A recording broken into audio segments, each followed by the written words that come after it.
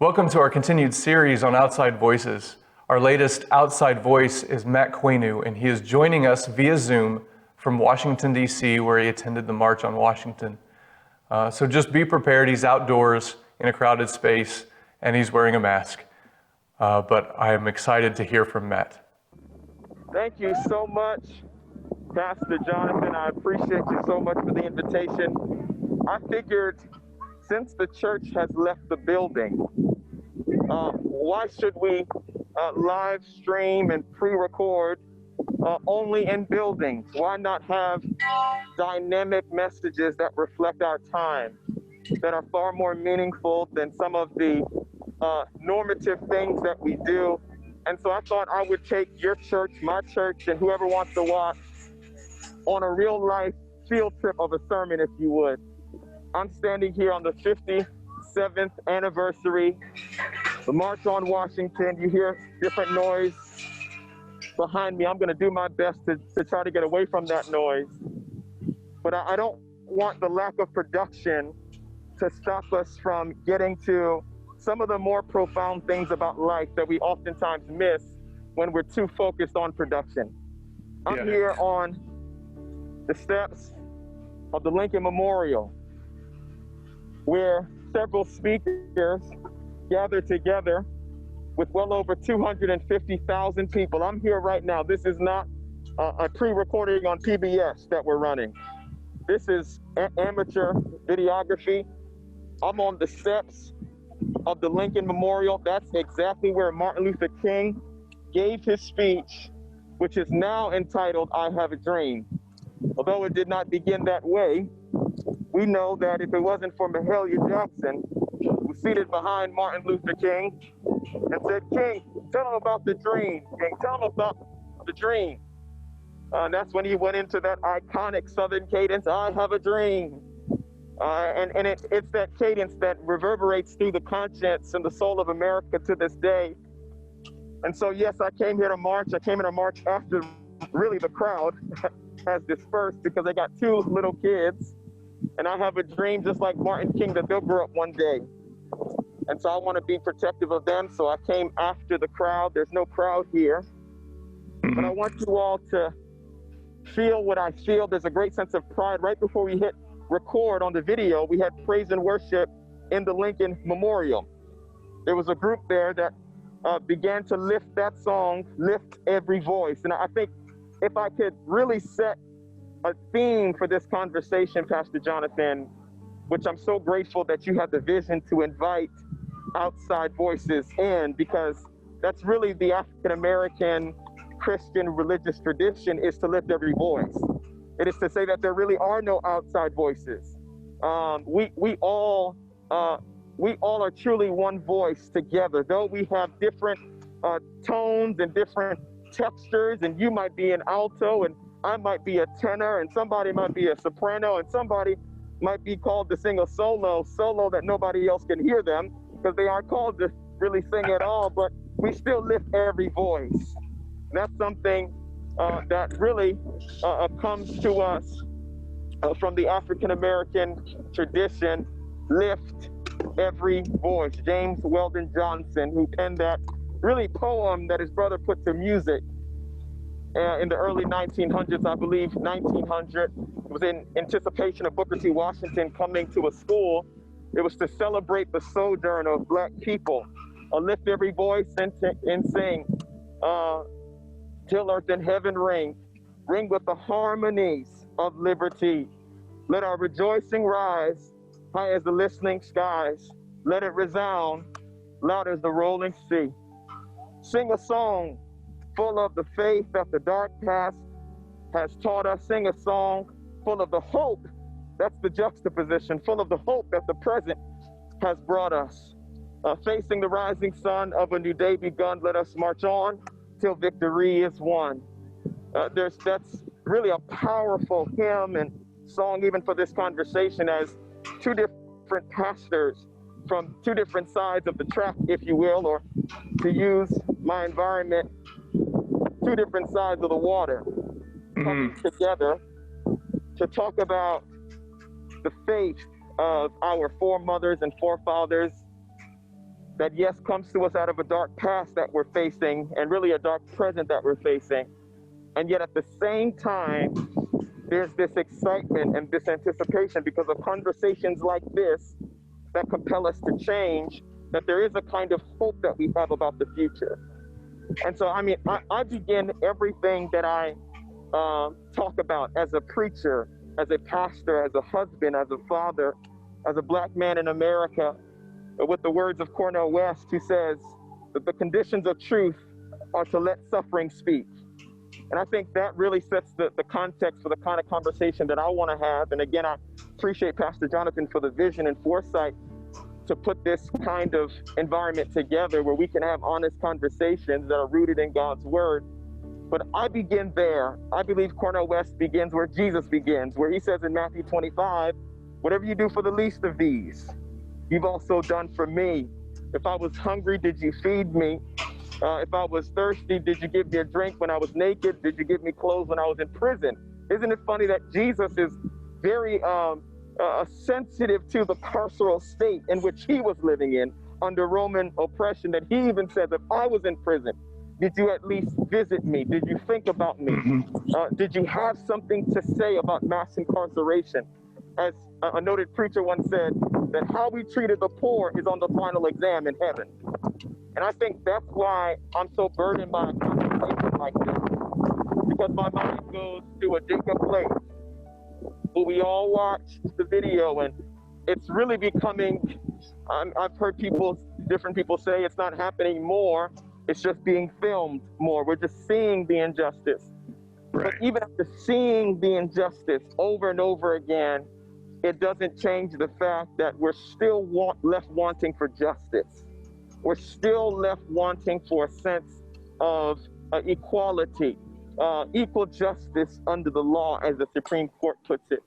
And as black people, it's not just Jacob Blake, right? We're simply coming off of still trying to fight. I have friends who are ministers who have been arrested in Kentucky, Louisville, Kentucky, as they're fighting for justice for Breonna Taylor, which we honestly don't talk about the disparities between what we get upset over, right? Because that's a black woman who was killed brutally, mercilessly in her home.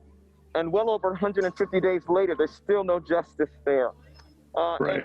And I know people would say things like, hey, Pastor Jonathan, this guy's a little too off the justice deep end. And I would just, I would caution people to not minor without major. We know that in the Hebrew Bible, the Old Testament and the New Testament together, that the notion of justice, mishpat in the Hebrew, or sidkenu, righteousness, right standing with God, is inextricable to right standing with human beings. Those references are well over 1,000 in the Bible. Over 1,000 references to justice or equality, righteousness, right living, right doing. We are holiness saints after all. And yet there's only a few texts about sexuality. And yet we find so much emphasis placed on that, which I think is very important. But I'm just saying, I think sometimes we confuse our culture with Christ and our Christianity.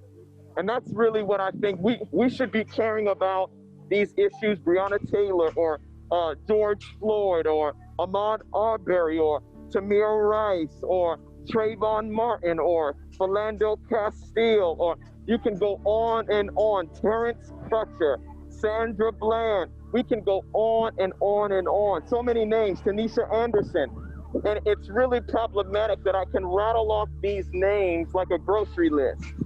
That's oftentimes how we see our lives devalued.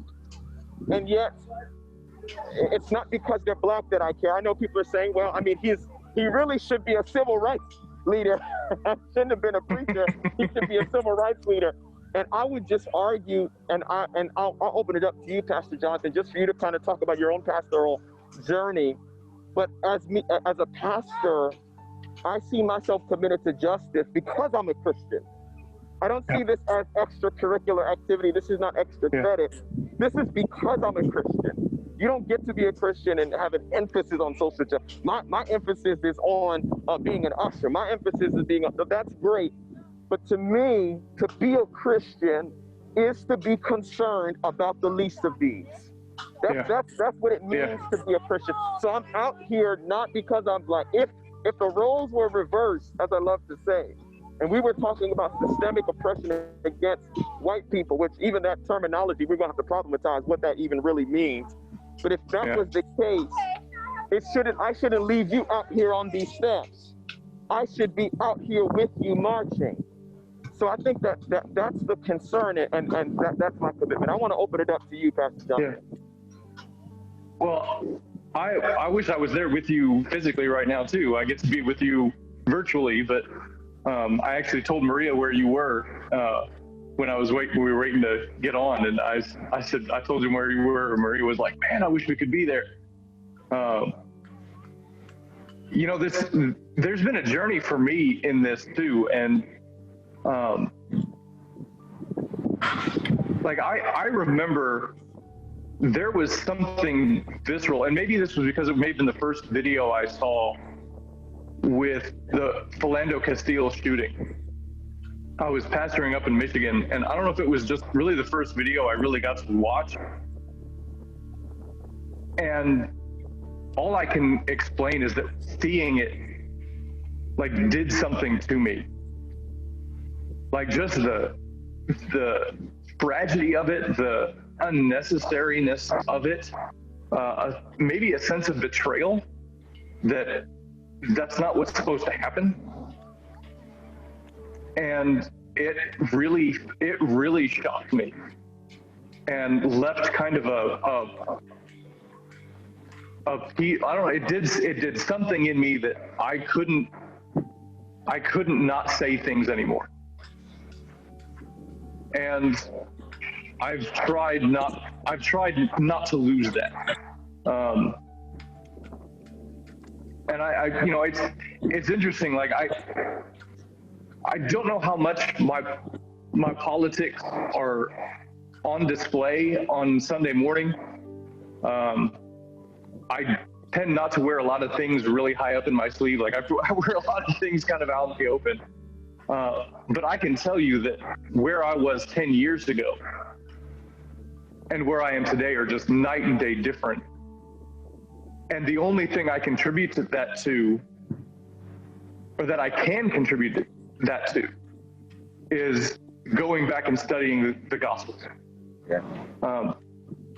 And so my desire to draw attention to justice, or more specifically injustice, my desire to draw attention to systemic racism and oppression and injustice comes from as I've read and studied Jesus and the New Testament and the Old Testament. So it comes from being Christian, comes from being a pastor.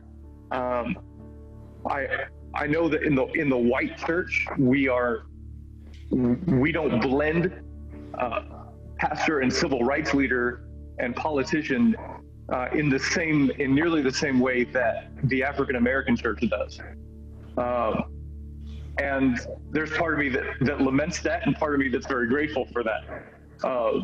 But there is certainly a part of me that says, as a pastor, my job and my role is to participate in the work that God is doing in this world, not to just sit on my hands and make sure everybody's got a ticket to the next. Right. No, I think that's really powerful. I think part of the importance of a conversation like this is we are better together. We are the body of Christ, so we need each other. Yeah. And I think that's always been the desire. I mean, black people. This is what Doc Rivers was trying to articulate as an NBA coach. And it's been said over and over again. Black people have been loving this nation, loving America, for so many years, nursing children, building. I mean, I'm standing right here with the Washington Memorial, which was the architecture of DC was envisioned by a black man, Benjamin Banneker, who's really the first mathematician in America, published the first mathematical almanac in America. And it's amazing, like these great statues and memorials. First of all, we know that that kind of architecture comes to us from the Egyptians, who are darker skinned people, and yet we don't see that kind of representation in terms of the genesis of academia, right? All of the different studies, sociology and religion and algebra and calculus, all derived from Africa, and yet that's stolen from us, which is a conversation about historical looting that I would love to have with people. I even saw a tweet one time that all the museums, DC has, I mean, it's the home of the Smithsonian. It has dozens and dozens of museums, oftentimes artifacts from places that Westerners came to, conquered and looted and stole, and then places them in a museum and has the people who created these artifacts come and pay to come and look at the things that they created. And so that's the kind of injustice that we have been carrying. I think about these two men right here. I think about Abraham Lincoln, who gets this big monument, and I think he could be deserving of some historical honor. But you all know the name of Abraham Lincoln, but he was very clear at the beginning of the Civil War that if he could end the Civil War and keep slavery, he would. In fact, it wasn't just that he wasn't the great emancipator, but it was that black soldiers actually took up arms in the hundreds of thousands to come and save this union that we had, this America that we had, fought for this America in the 1860s. And even at the end of the Civil War, Abraham Lincoln says, if it wasn't for black people who were not even citizens at that time, fighting for a country, to save a country that they're not even counted as humans in. He said, if it wasn't for black soldiers, America would have lost. Same thing in the American Revolution, same thing in World War I, World War II. That was where the Double V campaign came from. In World War II in the 1940s, where black soldiers were saying, listen, I'm going abroad to Europe to fight for democracy, even though I come home and I don't experience democracy. I get my uniform torn off of me. And so that's the kind of impact that black people have had, just so that we know, and I'm a historian, so sorry if I'm boring people with the history, but we talk about Abraham Lincoln, and I'm gonna give everybody a history lesson. If it wasn't for a black woman, again, and that's a tone that I'm gonna keep talking about, not just because black women are the only women to be praised, but they oftentimes are on the bottom of this economic Western society. And so I'm lifting them up in this conversation to say that if it wasn't for Mary Bowser, B-O-W-S-E-R, she was, we talk about Navy SEALs, and we talk about Army Rangers and these special forces that can go and collect intelligence. A black woman was in the Confederate White House, was receiving intelligence on where the Confederacy was going to be, and was sending it back to DC to inform all of the head generals of where they were going to be. So we've never learned about that in the history books. Where is her monument? I've walked all across DC today. Where's her monument? And so that's the kind of altruism and generosity that black people have given back to this nation, and not looking for praise or anything like that. And yet, it's like when it comes time to defend us and to fight for us, sometimes black people feel alone and feel like we're fighting by ourselves. And I think that's where I would sort of argue that It's not a thing where politics are in the African American pulpit. That's certainly something that I've seen before. But historically, it's not about politics. It's about people. Right. And it's a necessary fight because it's not something that we get to choose. Black is not a uniform that we can take off. Black is something that we have to deal with. And so I know a lot of people are like, Pastor, I'm tired of hearing about race. Listen, as a black man, I'm tired of dealing with it as well. Welcome to my life. Come on in, experience how tired I am having to say the same things over and over again. So I would just encourage people to say that this is something that has been a necessity for us. It's been life or death. I'm fighting. When I see Blake get shot 7 times, when I see Tamir Rice playing in the park, shot by a police officer, when I see Ahmaud Arbery running, I think about Martin Ohene Quainoo, my son. I think about Matthew Aaron Quainoo II, my son. And I think about them jogging up and being, seen as a criminal simply because of the color of their skin, and killed, gunned down, and then with, racial profanity spoken over them as their burial and committal. For me, that makes my heart rant. So I'm responding as a father, and I encourage people to respond as a human, respond as a Christian, respond as a brother and a sister, not because, there's a cultural thing. I don't get caught up in cultural politics. In fact, the only reason why there is a black church, I'll be honest with you, is we have a history of segregation in this nation. Black people, the AME Church, which is the first and largest African-American denomination in the United States, really starts in like 1773 in Philadelphia. Richard Allen and Absalom Jones and Joanna Lee were praying in a Methodist church in Philadelphia in the early 1700s. And their money, their tithes and offering had gone in to build this new building. And the white elders of that congregation went to them and said, you can't pray here. You have to pray in the back of the church where you're supposed to be. And they said, well, we'll head to the back just after we finish praying.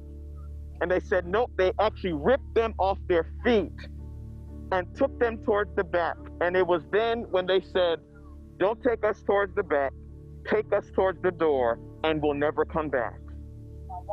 And that's so many different, that's not just one isolated, don't say, well, that's how the Methodists are.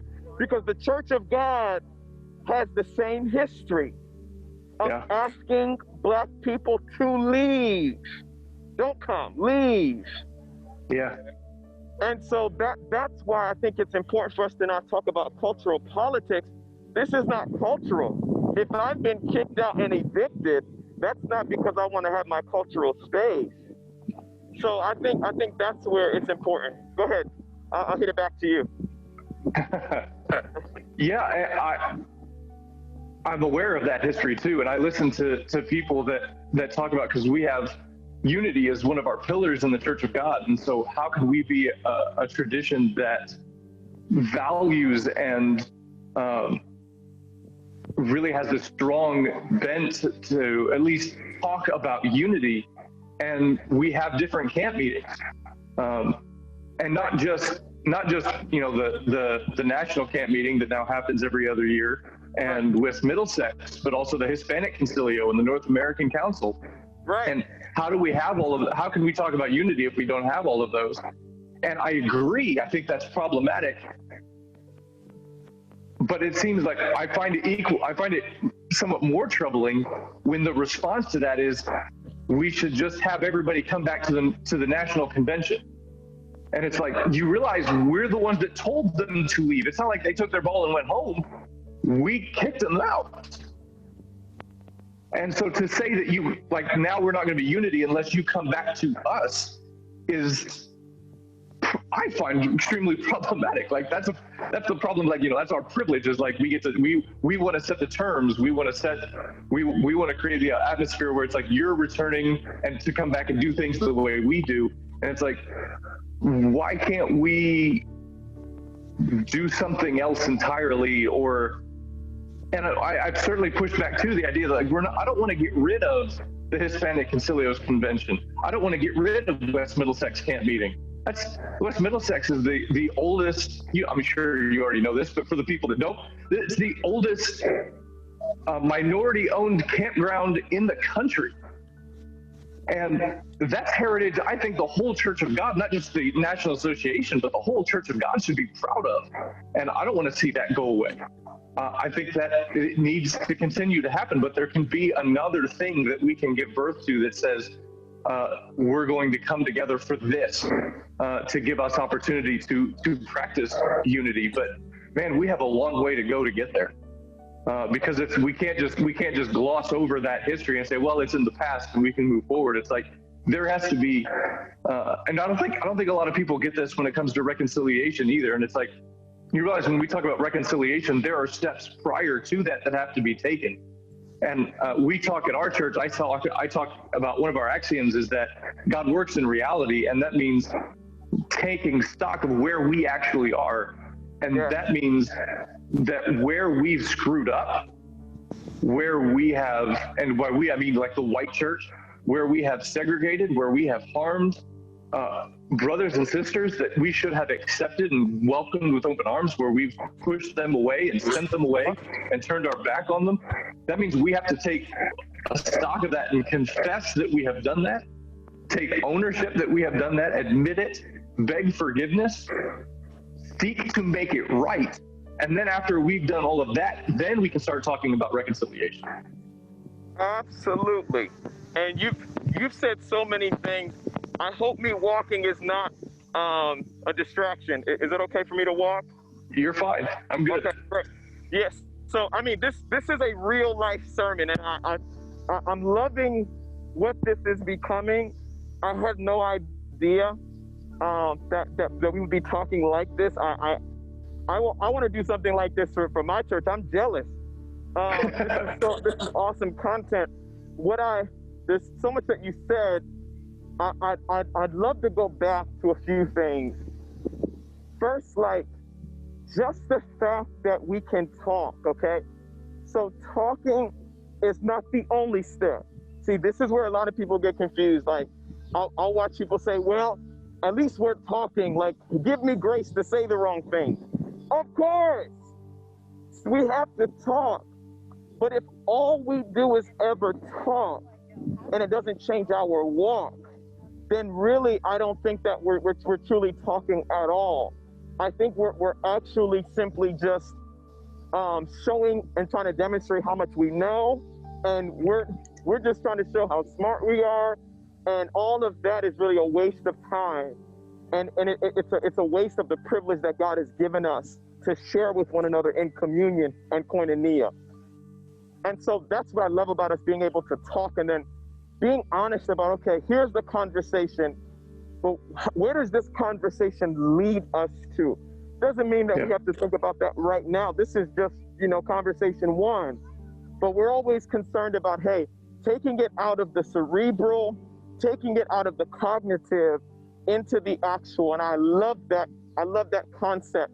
A part of what I see in terms of reconciliation is oftentimes you hit it on the head.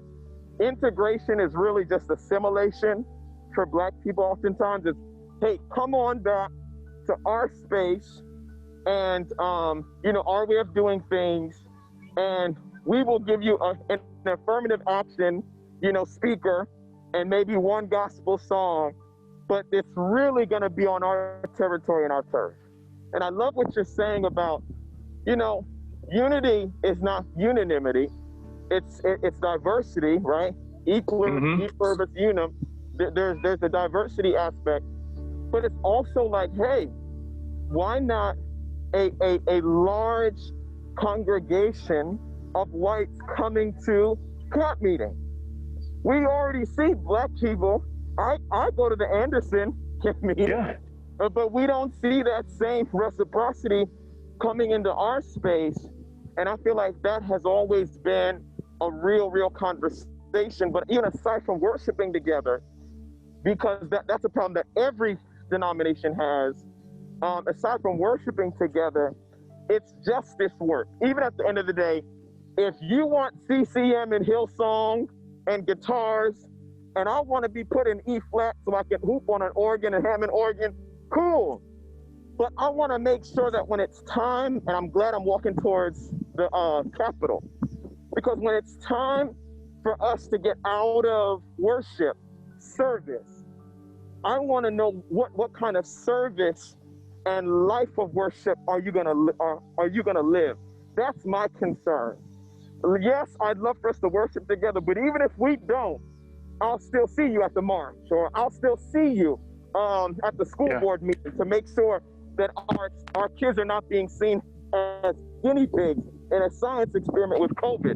Or I'll see you at the jailhouse to make sure that there's no way that Jacob Blake is handcuffed in a hospital right now. Handcuffed in a hospital. Whatever warrant, I've heard there's warrants out for him or whatever.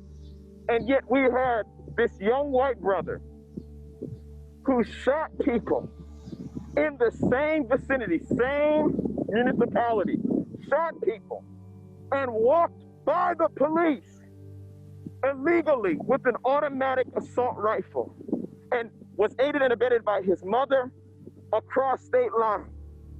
And he was still brought home without an issue, without a scratch. I mean, come on.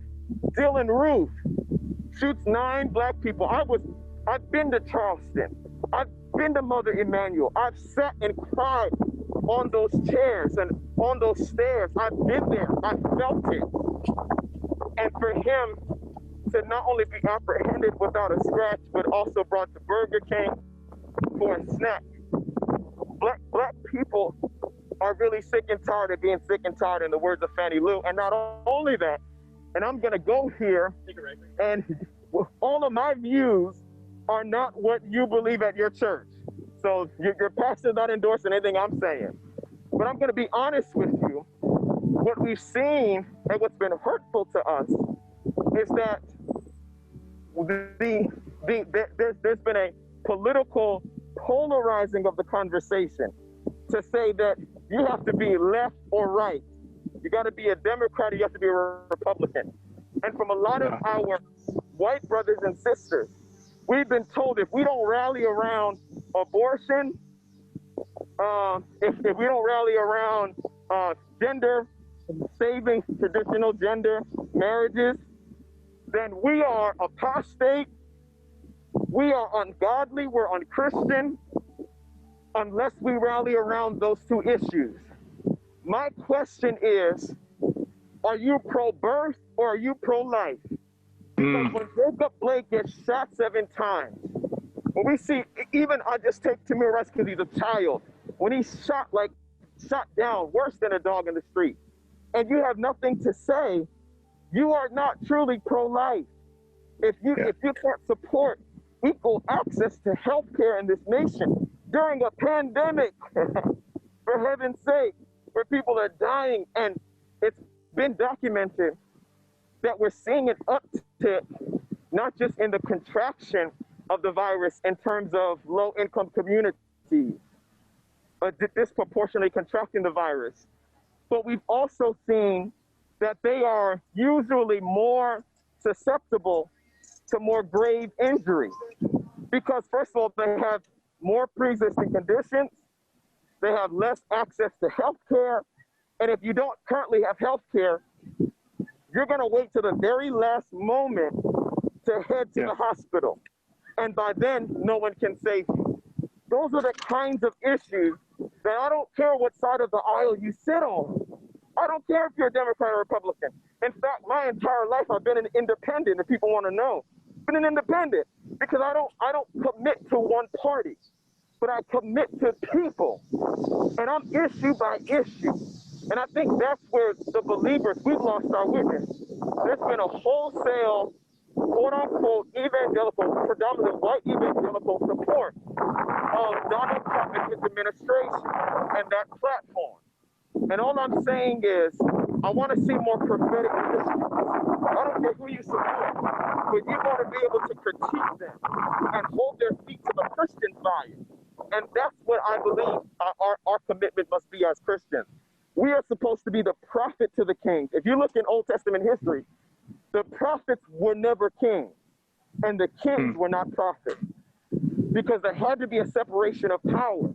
The prophets spoke for God, and they could speak to any king, whether it be Herod, David when he was king, Saul when he was king. The prophets confront the kings. We're the conscience of the king. And too many Christians want to be the chaplain to the empire and not the prophet to the king. That's our role. I don't care who gets in office. The role of the Christian, well, I do care who gets in office, but the role of the Christian is to hold their feet to the prophetic fire, the least of these, the people at the bottom. I don't care if you're red or blue. The people, and that's what I want to see the Christian church recover. We've lost that prophetic witness. Yeah, I resonate with that. I think there has been too much. I'm trying to figure out how to say it. That we have either bought into the lie that our politics have to match our party, or that if Christianity doesn't let us buy into a party, that it means we have to be apolitical. Right. And those are the two ditches that we tend to fall into. One side is either, okay, we have to be political, which means I have to align with a party, or I can't fall into a party, so I'm not going to be political. And the truth of the matter is that Jesus was political, that the church is political, but Jesus walks a different path that doesn't fall into either of those ditches, that says we're going to be political, but it's not the politics of Republicans, it's not the politics of Democrats, it's the politics of the kingdom, and that's different. And I'm not going to care. And it does kind of pull us out of a place of saying, well, this issue is liberal or Democrat, this issue is Republican or conservative. And so and then that being the choice of what side we're on. And it's like, no, the kingdom is above both of those. The kingdom is beyond that. And our politics are about people and how we treat people according to how Jesus told us to. And this is really good, because I've actually been preparing to talk to our church about this once, as I've been having these outside voices in while I'm letting other people preach. I'm getting myself prepared to do some things with another pastor and do some things on kingdom politics and the politics of Jesus. And Absolutely. This is just a really good kind of foretaste of what that'll be like. Yes, absolutely. And I would direct people to Dr. Obery Hendricks. He has a great book, The Politics of Jesus. I'm doing a whole series on his 7 strategies of Jesus in about a month. That's what I'm talking about, man. And it's starting to rain out here, but I want to make sure that I get a word in just to encourage. Can you see me? Yeah, I can see you. Yeah, man. I mean, this is the realest sermon I've ever been a part of in my life. I mean, this is real life. It's raining and thundering, but I'm so glad that I made it out there. But for me, sort of a closing word, because I can go on and on, for me is I just encourage people to see themselves as true Christians, Christ followers. Where do you think Jesus would be? And I think a good study is to just read the red letters. Just do a red letter study of the Bible. See what Jesus cared about. See that over 90% of his ministry was outside of the temple. It wasn't even inside of the temple. And I was preaching just earlier this week about Acts chapter 3 with the man at the gate, beautiful. The Bible says he was sent there every day, he was crippled. And it was after Peter and John healed him in the name of Jesus that he got up, praised the Lord, and ran into the temple. And I think if we would deal with the crippling of our society, then you wouldn't be able to find a seat in church. And I think that's what God is asking for us to do. That's why he pushed us out of the building. And so that's probably all I have, because I know that I'm losing power. But I so appreciate this conversation, man. We have to do this more often. Me too, absolutely, Matt. I think that would be great. Absolutely. Thank you so much for being willing to do this and to participate in this, man. I was excited to have you come and do this. Absolutely. Absolutely. Man, bless you, man. Praying for you. Take care. Bless you. Praying for you. I know you're still in your. Are you still in your first year? You just wrapped up your first year at Solid Rock, right? In 2 weeks, it's be my first year. Yep, 2 weeks. Well, congratulations, man. I'm impressed with what you're doing over there. I know my dad gives rave reviews. I've told him this to his face. I've said, man, I'm glad that his relationship and with me, like his and our relationship is secure enough that if it wasn't, I'd be really jealous of the way he talks about you, man.